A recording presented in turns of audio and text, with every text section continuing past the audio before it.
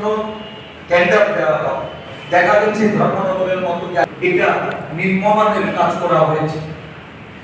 Tender প্রদত্ত আমরা এক পক্ষকাল আমরা দেখব, যেহেতু রাজ্যের মুখ্যমন্ত্রী সবসময় বলে থাকেন যে উনি স্বচ্ছতার সঙ্গে কোনো ধরনের আপোষ করবেন না, জিরো টলারেন্স নীতি নিয়ে উনি কাজ করছেন।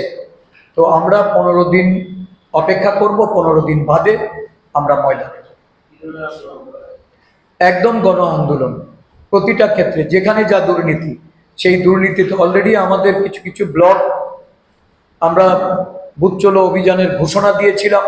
এই বুথ চলো অভিযানের মধ্যেই তারা জলের জন্য, রেগার মজুরির জন্য, বিভিন্ন জায়গায় দুর্নীতির বিরুদ্ধে তারা মাঠে নেমে পড়েছে।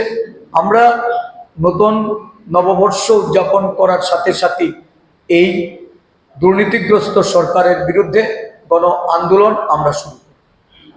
যতক্ষণ না অবধি আমরা সিবিআইকে দিয়ে এই তদন্তের জন্য রাজ্য সরকার এটা প্রেরণ না করবেন, আমরা আন্দোলন সংগঠিত করব।